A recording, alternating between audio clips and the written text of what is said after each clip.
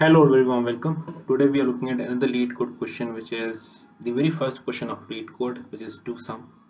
Now, what this question says is that given an array of integer nums and a target integer, we need to kind of return two numbers from that nums array, which is equal to the target if we sum it up.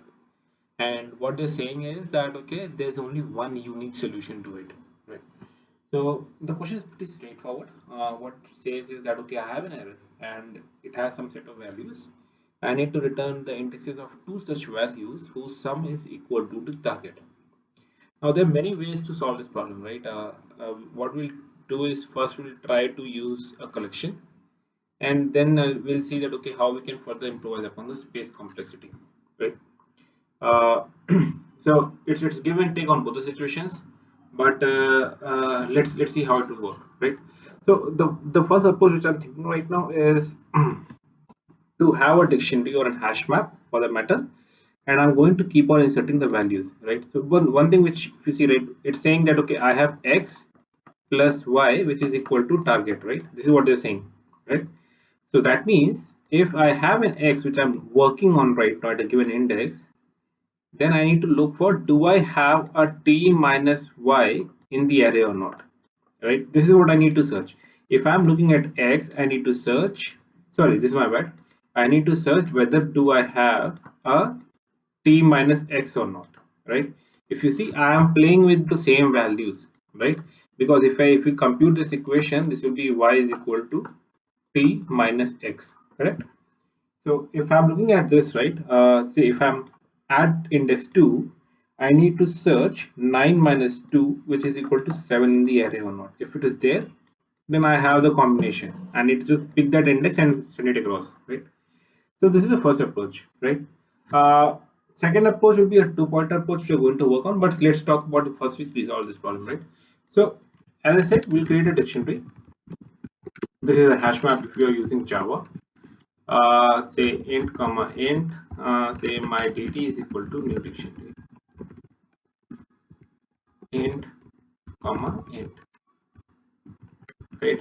What I'm going to say, right, I'm going to create an index column which I'm going to store as a value, and what I'm going to do next is for each value num in nums, I'm going to say that first if my dictionary contains a value which is target minus num, right?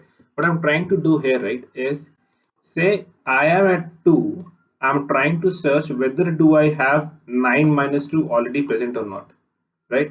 If it is not, then I'll add to the dictionary. Then I'll have say 7 next, right? I have 7. Now I'll search, okay, do I have a 9 minus 7? By that time I already have this 2 added. I'll find this value and I'll return the index of it, which is 0 comma 1, right? So if we look at another example, right, say let's take this one, right? So I'm at 3, so my target is 6, right? So if I'm at 3, if I do 6 minus 2, which is again 3, do I have another 3 in the array or by in the dictionary or not? By that time my dt will not have any values, right? So I'll add 3 into it, so my 3 got added. Next I have a 2. So if I look at 2, when I do 6 minus 2, which is equal to 4, I don't have a 4 in this, right? I have a 3. So I'll add 2 in this one. Next one I got a 4. When I'm working on 4, I'll see whether do I have a 6 minus 4, which is equal to 2 in the array or not, in the dictionary or not. This time I'll find it, right? I'll return the indices of both of them. Okay? This is how it's going to work out. And so what I'm going to say here is my dt dot contains key, which will be equal to target minus num, right?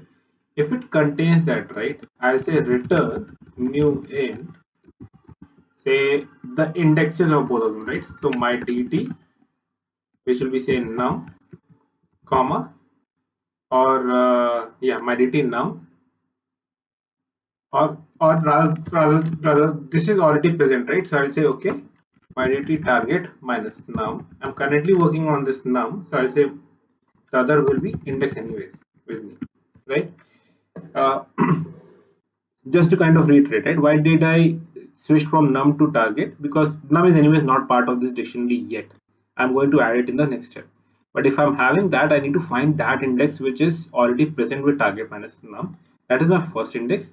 Second index is the one which I'm currently working on in this iteration, right? So my next step will be, which will be say, else I'll say my dt dot add num comma index and index plus plus, right? So in the first scenario, I'll add a 2, and if, before adding 2, I'll check whether do I have a 7 or not. Then I'll come and look for 7. Do I have a target minus 7, 9 minus 7, 2 present? Yes, it is present. Then I'll say, okay, do what is my dt target minus num which is equal to 2, which is present in the dictionary or not? Get that index and pass the next index. So I have both of things present, and considering this has to be, I'll ultimately reach to the solution, because it says that okay, I always have, the assumption is that I always have exactly one solution, so it will never reach to this line number 18. But just for clarity's sake, right, that it is not uh, returning any errors, we'll just simply say, uh, we'll just simply run it, right? So with this, let me run this code and see what is happening.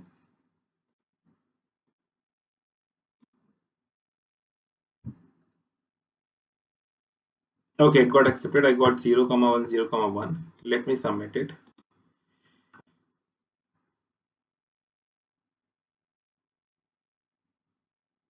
So I got the result got accepted, right? Now, in interviews, right? Interview may come back and say, okay, I don't want to use dictionary, right? I don't want you to store the values and take respective actions, right? Then there's another solution in which you can do, which is two-pointer approach. And what we can do there, right, is let me delete that one stuff. So next step will be say, uh,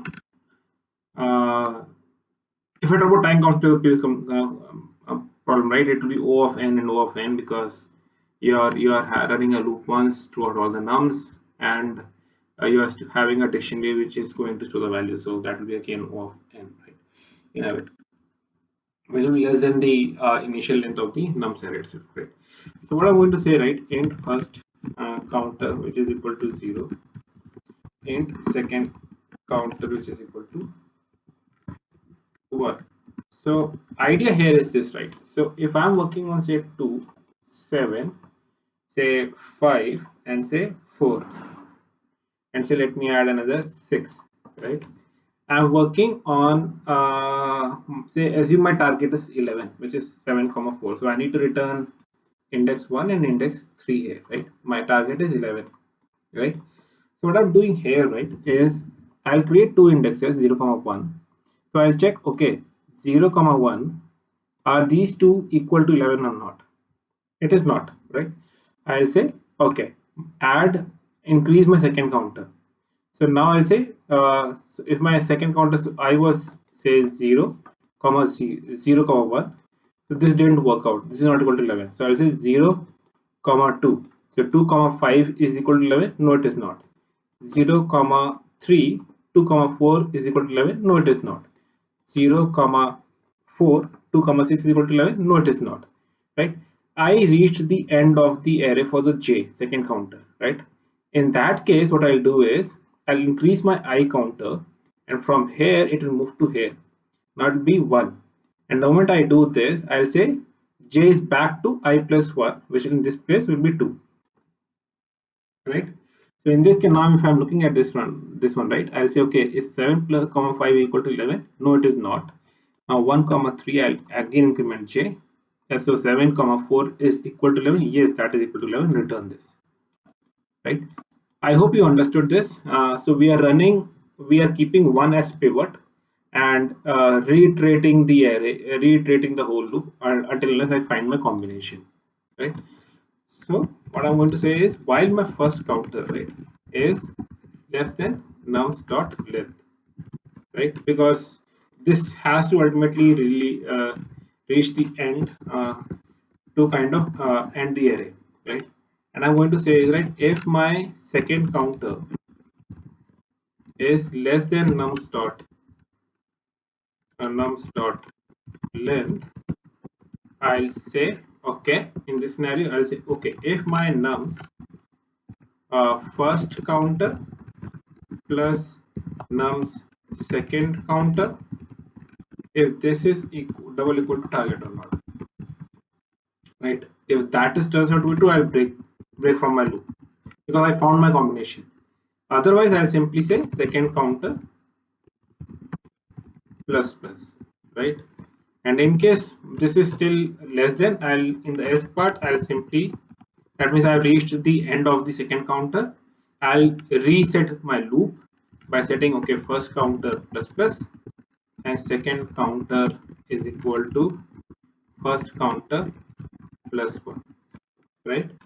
This is it. And ultimately, since I'll always have a combination, I'll say return new int, I'll say first counter comma second counter, right? I hope you have understood the entire flow. Let me run this and see if it is working for us. I hope I have not made any critical errors. If I did made a mistake, so the spelling mistake is there. OUND is what I wrote. Let me run this again.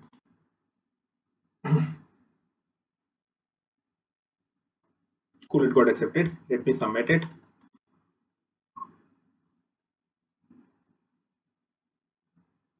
Cool, it got accepted again. Right, if you see in this place, right, we are not using any extra collections. It's just that we are in a way running an extended loop. In a way, I'm kind of it's a give and take because I'm taking more number of loops in order to get the combination if it's in a worst case scenario situation. But I'm not taking an extra space to kind of resolve this problem, right? So with this, I hope you have understood both the approaches. In case there are other approaches as well, I'll leave it to you to give it a try. But this this too I wanted to kind of bring it across because if you're able to do that when requested, then I think we are at a given good stage actually. So uh, thank you guys. I hope you understood it. In case you still have any questions, any doubts, please do reach out to me comment section. In case you're new to the channel and like the video, please do hit the like button, and have not subscribed, please do subscribe. Thank you guys. Thanks a lot.